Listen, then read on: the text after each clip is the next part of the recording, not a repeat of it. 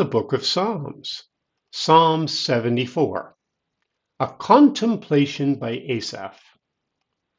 God, why have you rejected us forever? Why does your anger smolder against the sheep of your pasture? Remember your congregation, which you purchased of old, which you have redeemed to be the tribe of your inheritance, Mount Zion, in which you have lived. Lift up your feet to the perpetual ruins, all the evil that the enemy has done in the sanctuary. Your adversaries have roared in the middle of your assembly. They have set up their standards as signs. They behaved like men wielding axes, cutting through a thicket of trees. Now they break all its carved work down with hatchets and hammers. They have burned your sanctuary to the ground. They have profaned the dwelling place of your name. They said in their heart, we will crush them completely. They have burned up all the places in the land where God was worshipped. We see no miraculous signs. There is no longer any prophet, neither is there among us anyone who knows how long. How long, God, shall the adversary reproach?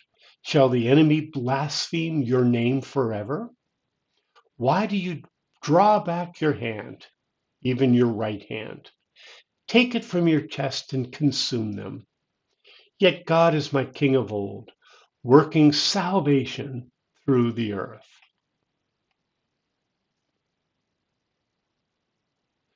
You divided the sea by your strength.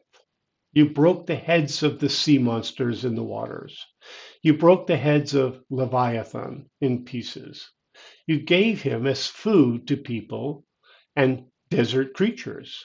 You opened up spring and stream. You dried up mighty rivers. The day is yours. The night is yours also. You have prepared the light and the sun. You have set all the boundaries of the earth. You have made the summer and winter. Remember this, that the enemy has mocked you, Yahweh. Foolish people have blasphemed your name. Don't deliver the soul of your dove to wild beasts. Don't forget the life of your poor forever. Honor your covenant, for haunts of violence fill the dark places of the earth. Don't let the oppressed return ashamed.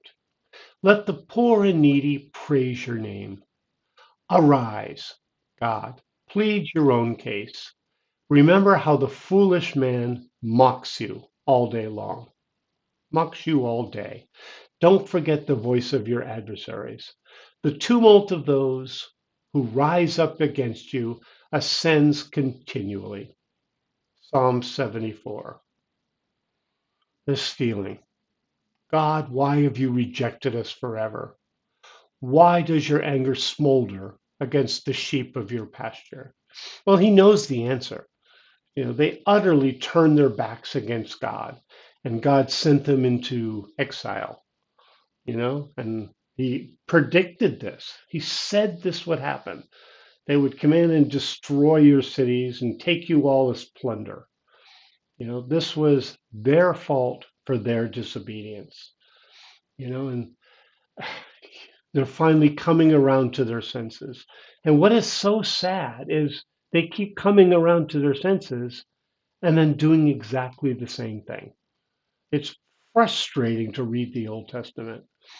God judges them, they say sorry, they go back to what they were doing before. As soon as it gets good again, it's very frustrating. Hmm. But in verse 2, remember your congregation, which you purchased of old. Oh, In verse 3, lift up your feet to the perpetual ruins. All the evil that the enemy has done in the sanctuary. They've roared in the middle. They have set up their standards as signs. They're wielding axes, cutting through. They break all the carved work down with hatchets and hammers. They have burned your sanctuary to the ground. Now, in our ways, that's terrible. But God could just raise it up with a word, you know? It's not the physical things that God's worried about, it's the spiritual. He could put all this right in a second. He made the universe with just his word. So he could restore everything as he wants. He decides later to let them, fix everything.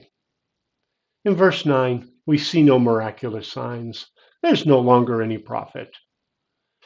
There's no, there is among us anyone who knows how long. How long, God, shall the adversary reproach? So God knows how long. Maybe it's another 50 years. Maybe he's coming in a day or so. Huh. And he goes through it like acknowledging who God really is. It says in verse 13, you divided the sea by your strength. You broke the heads of the sea monsters in the waters. I think that might be a reference to the Egyptians, but I don't know. Maybe there really were some kind of sea monsters. You broke the heads of Leviathan in pieces. I'm wondering what Leviathan. So I'm wondering what Leviathan is. And I know in the scriptures it talks about evil as being Leviathan. I just saw a movie called Leviathan, and they used it for, this sea creature that was slowly attacking all the people on, this mining ship. Interesting movie. But, it says here God can break the heads of Leviathan. Hmm. So, you opened up spring and stream, and you dried up mighty rivers. The day is yours, the night is yours. You have prepared the light and the sun. I always think it's funny how skeptics jump all over this. No, no, that's a natural phenomenon, and we know how this works now. But do you? It says that God does this. He may use some natural processes. Maybe it's all him, but we don't know. All we know with our very limited knowledge, there does seem to be some natural laws at work, which God could easily stop at any time. You have set all the boundaries of the earth. You have made summer and winter. So we think this is totally natural processes, but the writers of the Bible say God made them. Hmm. Remember this, that the enemy has mocked you, Yahweh. So, know, we're getting what we deserved. Can it stop? We want to go back to normal. In verse 21, don't let the oppressed return ashamed. Let the poor and needy praise your name. Hmm. Arise, God, plead your own case. Verse 23, don't forget the voice of your adversaries.